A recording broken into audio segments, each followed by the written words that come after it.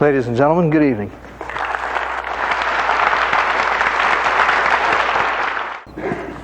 Ladies and gentlemen, some time ago, I met the man from whom I learned most of what I know about alcohol and alcoholism. His name was Walter Green, a doctor, a general practitioner from the Detroit area, who was also a recovered alcoholic.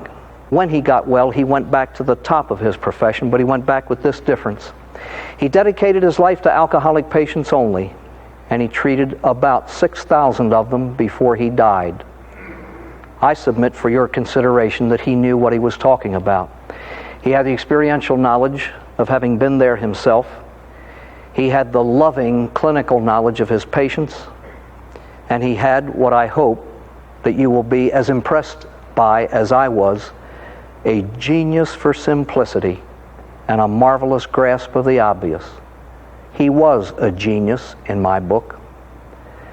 And by way of beginning, the little doc used to present a picture of alcoholism itself.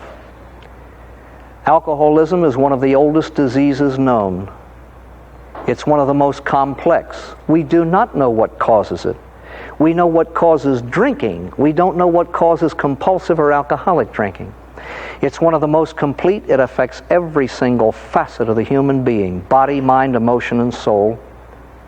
It is the most destructive. Most alcoholics die. And the disease affects seriously those who live with it. Paradoxically enough, it's the one about which we know the least. It's the one about which we know the least. Since most mistakes in judgment in this field result in tragedy, it only makes sense that what can be known should be known. And there is no field on earth in which there are more half-truths and myths and fallacies. One of the greatest myths is, let's send him to a doctor to find out why he drinks. And we believe that if a person knows why he drinks, the drinking problem will disappear. A knowledge of causes doesn't dissipate a problem, ladies and gentlemen. Proper therapy does. You may know why your tooth aches, but it'll still ache until you see a dentist. Alcoholism. There are a few things that we can know about it. What it is and what it does, based on a knowledge of alcohol, what it is and what it does. And that's where we will begin. There are reasons why people drink, and they're simple. But let's look at the reasons why people drink all of the things they drink. The first thing that touches human lips is water. Why do we drink it? We have to. It slakes thirst. The second is milk, and it is drunk for the simplest reason of all. We have to drink it, the maintenance of health. These two beverages are necessary, they're natural. But the human animal drinks a whole lot of other beverages, and he drinks them for different reasons. Usually when we're very young, we're introduced to something sweet, soda, soft drink, hot chocolate. And the reason is there's a preference for sweetness in the taste buds of the young. Try it, you'll like it. It is drunk to please a desire rather than fulfill a need. All right, now we come to coffee. This is the first beverage that contains a drug. It is different from these other three. We have to learn to drink coffee. It's a learned process. You acquire a taste for it. And you have to acquire a taste for it because it's not good and it doesn't taste good. Why do we drink it? 3 reasons, each of which is very simple. Number 1 is curiosity. Custom dictates its use. Well, there's a social aspect to the drinking of coffee. It's called conviviality. And this can hardly be defined, but it is there. Gosh, Mom, did you see him talking all the while he was writing that big long word? Nothing to it, folks. Conviviality. You are not thirsty.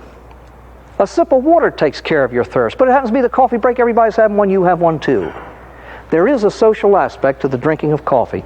Now, please, we come to alcohol. The drinking of which is also learned. Some learn a little quicker than others. Some drink it all their lives and never learn to like it. That's neither here nor there.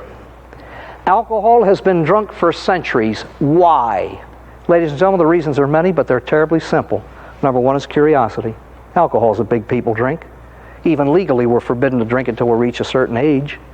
And so there's a whole lot of curiosity about it. And somewhere along the line, you take a little whiskey, you cut it with water, put a little sugar in it to make it sweet, put a little garbage in it to give it a little color, take a sip, you're doing just what the big people do. It's customary to drink alcohol at births, deaths, weddings, wakes, celebrations, graduations, anniversaries, feast days, fast days, holy days, holidays, Sundays, Mondays, Tuesdays, Wednesdays. Conviviality, it produces a whole lot more conviviality than coffee.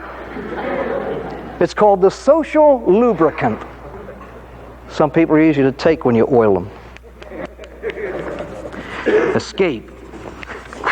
Here's where the professional gets paranoid. He's drinking to escape. Ladies and gentlemen, to seek to escape the unpleasant by substituting the pleasant for it is the most natural thing on earth. Mankind's been doing it since the day he arrived here. When it gets cold, you put on a coat. You got a headache, you take an aspirin. It rains, you come in. Alcohol provides escape from certain other unpleasantries. Husbands, wives, kids, jobs, and pain. It used to be taken to alleviate pain, but today we have a whole lot of better painkillers, so this is no longer a valid reason for drinking. I used to say if somebody shows up drunk at 8:30 in the morning, you ask him why, and he looks at you and says, receding gums. That ain't too good a reason.